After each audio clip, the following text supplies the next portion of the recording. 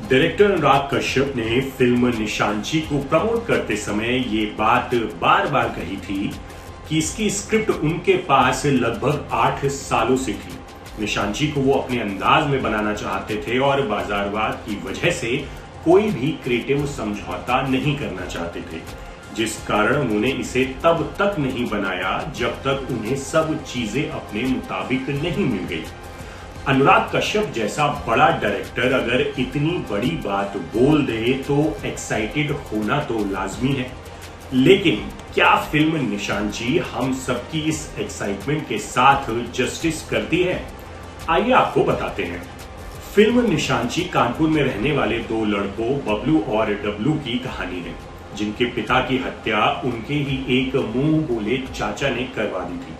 इसकी जानकारी इन दोनों को ही नहीं है। जहां बबलू साहसी है वहीं डब्लू थोड़ा दब्बू है।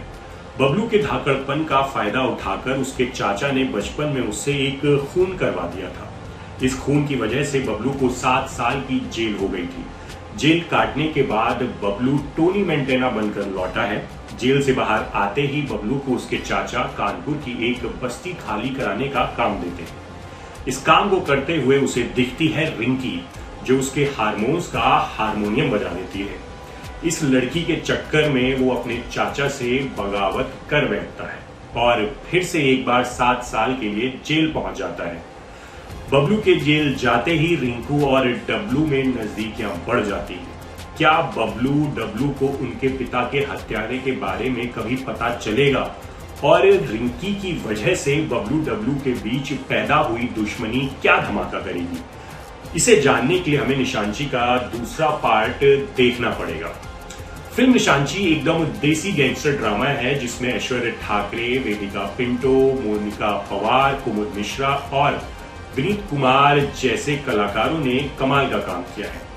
कानपुरिया डायलॉगबाजी हो या फिर इमोशनल सीन्स, ये सभी एक्टर्स धाएं धाएं करके दिल में उतरते हैं। ऐश्वर्या ठाकरे को डबल रोल में देखकर ऐसा नहीं लगता है कि ये उनकी डेब्यू मूवी है। उन्होंने निशांची से बता दिया है कि वो शानदार एक्टर हैं जो समय के साथ बॉलीवुड में अपनी छाप जरूर छोड़ेंगे। कुमुद मिश्रा को हम सब ने अक्सर स्वीट रोल्स में देखा है, लेकिन निशांची में वो मक्कार चाचा के रूप में छा गए हैं। लोगों को निशांची में उनका काम खूब पसंद आएगा। मोनिका पवार ने बबलू डब्लू की विधवा मां का रोल निभाया है। उनकी बॉडी लैंग्वेज कमाल की है और वो अधेड़ उनकी नजर भी आती है।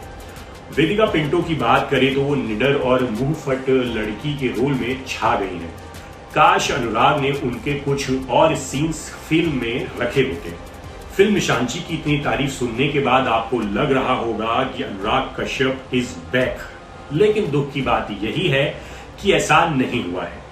इस फिल्म में सब कुछ ठीक है, अनुराग कश्यप के डायरेक्शन के सिवा। अनुराग कश्यप का डायरेक्शन निशांची में बेहद औसत है।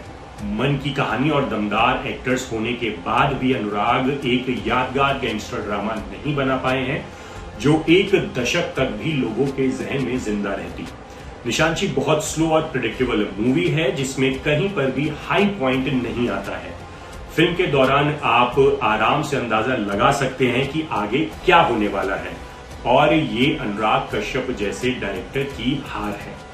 मुझे उनसे एक ऐसे देसी कट्टे जैसी फिल्म की उम्मीद थी जो धुआं धुआं कर देती, लेकिन निशांची बैकफायर करने वाली देसी रिवॉल्वर निकली है। अब बात करते हैं कि फिल्म निशांची देखें या नहीं।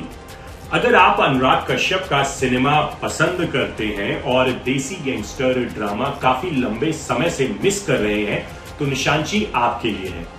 फिल्म निशांची एक स्लो पेस से चलने वाली एवरेज मूवी है जो कहीं कहीं पर हंसाती तो है, लेकिन उत्साह पैदा करने में पूरी तरह से नाकामयाब रहती है। मैं अपनी तरफ से इस फिल्म को 2.5 स्टार देता हूं। बाकी इस हफ्ते कई वेब सीरीज और फिल्में रिलीज हुई हैं। अगर आप निशांची को थिएटर में नहीं भी देखेंगे तो आपका कोई बड़ा नुकसान नहीं होने वाला है।